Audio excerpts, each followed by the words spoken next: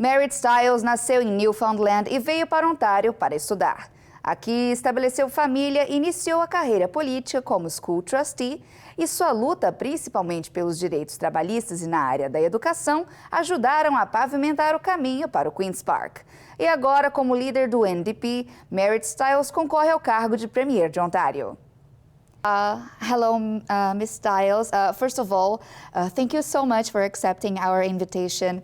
And I wanted to start by talking about what it means for you to be the representative of a neighborhood with so many Portuguese speakers, and what this challenge represents in running for such an important position as Premier of the country's most populous and economically strongest province.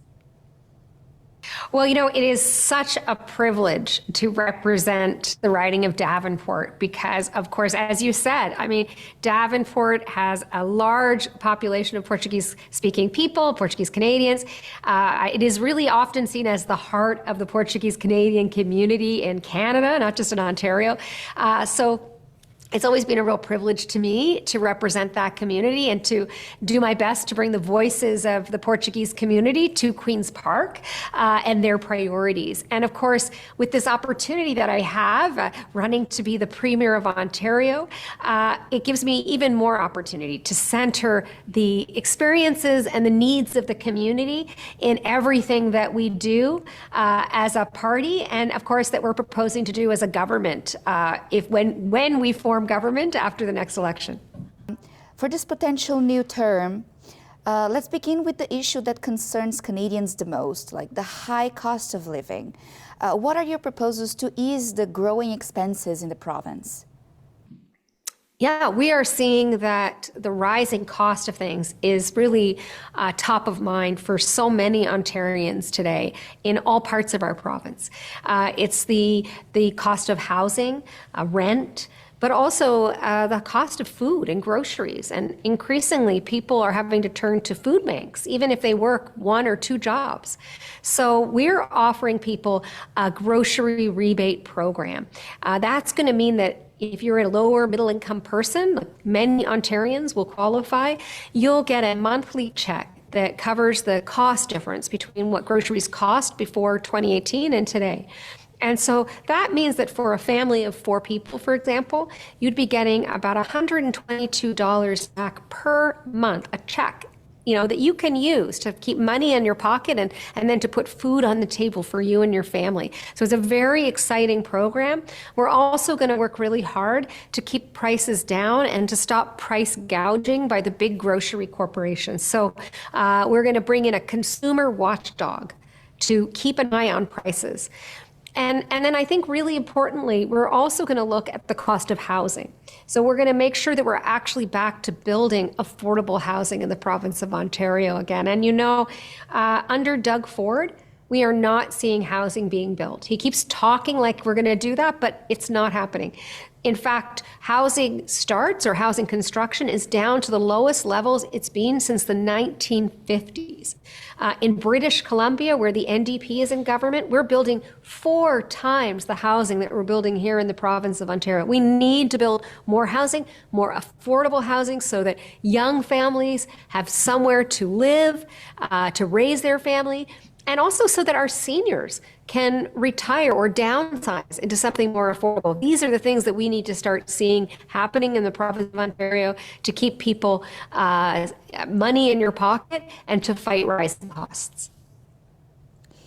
And talking about education, education is the foundation of your mandate. We know that many families criticize the quality of schools, with many ranking low in performance. What can be done in this regard? Yes, well, you know, under the Doug Ford Conservatives, we've seen education cut by $1,500 per student in the province of Ontario. So when parents say, my child is not getting the support they need in school, this is why. It's one of the main reasons. Of course, we're also seeing our schools in disrepair with leaky roofs and classrooms that are freezing cold in the winter. So we need to address both of those things. The most important thing is we've got to get more teachers and educational assistants and other education workers into our schools to support our students. And then, of course, we have to repair our schools and build new schools where the population needs that. It's really important because, as you said, schools are the foundation of our success. We want our children as parents to succeed in the world, but we also need them to succeed and to get good educations for the good of our economy. Another topic, when it comes to healthcare, Ontarians are deeply concerned about issues such as the state of hospitals, long wait times, and the shortage of professionals. How will the NDP address these shortcomings? Yes, well, the healthcare crisis in Ontario was created under the previous Liberal government. We saw hallway healthcare, people being treated in hallways, started under the Liberals, but it's become so much worse under the Conservatives. And we've also seen, as you mentioned, emergency rooms closing, hospitals closing. Many people do not have family doctors. 2.5 million Ontarians right now don't have a family doctor. The NDP, we're the party that brought public health care to Canada and to Ontario. So we are very committed to fixing our healthcare crisis. That means that we have to start investing in public health care. It means that we need to hire family doctors, and that includes people who speak your language, because I know I've heard many times from people in the Portuguese community that, we don't have enough people who are speaking Portuguese. It's very important when you're seeking healthcare, particularly mental health care services, that you get that service, that care in your language. So that's something we have to focus on, and we have a plan to deliver those family doctors. We're going to hire 3,500 new family doctors, so everybody gets a family doctor. But we're also going to invest in more nurses. And right now we're seeing nurses burned out, leaving our communities, leaving our hospitals because they've been disrespected by the Conservative government. They took them to court, and they've disrespected all of our healthcare workers. Whether you're a PSW or a nurse or a healthcare technician, you deserve to be respected and treated well by your government. We need you. We need you in our province to take care of our people. So we're going to reach out. We're going to attract more of those workers and then work really hard to keep them here with respect. And then I think the really important thing to remember as well is that it's really important that people have the health care they need when and where they need it. So that means ensuring that everywhere across the province of Ontario, people can get emergency care when they need it. That means investing in healthcare in places like Brampton, where we still don't have a second hospital. It's time to start taking the healthcare crisis seriously, and we need a government, and the NDP government will definitely prioritize that and be on the side of people. A particularly strong concern within the community is senior care. And as the first generations of Portuguese immigrants are now aging and require more support, what is your strategy for improving care for seniors in the province? It's really exciting, and I want to thank the community, Magdalene Charity in particular, for doing such a great job of raising money and getting funding and financing to build the long-term care facility that's coming on Lansdowne.